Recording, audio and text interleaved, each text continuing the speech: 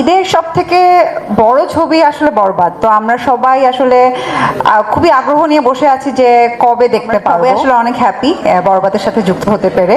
তো খুবই ভালো লাগছে আজকে লীলময় দিন এবং সাথে বরবাদ একসাথে আছে। সাকিবের প্রতি আমি অনেক দুর্বল। সাকিবের সাথে তুফানে কাজ করেই বুঝেছিলাম সাকিব দুই বাংলা কাঁপাতে পারে।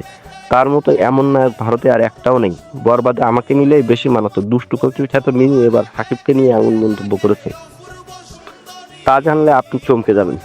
তাই ভিডিওটি না টেনে শেষ পর্যন্ত দেখার অনুরোধ রইল। বাট আমি তখন বলেছিলাম যে মানুষগুলো আমাকে ভালোবাসে। Yes, I love you too. দর্শক, এবার উফার বাংলার মিমি চক্রবর্তী করলো তুফানি মন্তব্য। সাকিবের বরবাদী লুক দেখে হয়তো হুশ হয়েছে মিমি চক্রবর্তী, তাই সাকিবের লুক দেখে এরকম বিগ বাজেটের সিনেমায় মানাতো বলেই দাবি করলেন তিনি। এ বিষয়ে মিমি ভারতের একটি বেসরকারি নিউজ চ্যানেলকে জানায় যে সাকিবের মতো এত বিগ বাজেটের একটি সিনেমা ইদিকাকে নিবে। আমি আর সাকিব মিলে যে ভালোবাসা পেয়েছিলাম, ইদিকাকে সেরকম মানায় না সাকিবের সাথে। এই কথার পর ঝড়ের গতিতে ভাইরাল হয় সোশ্যাল মিডিয়ায়। মিমির মতো এত ভালো অভিনেত্রীর মুখে এমন কথা শুনে অনেকে হতাশ হয়েছেন। তো আমার সৌভাগ্য যে আমি শাকিব ভাইয়ের সাথে কাজ করতে পারছি।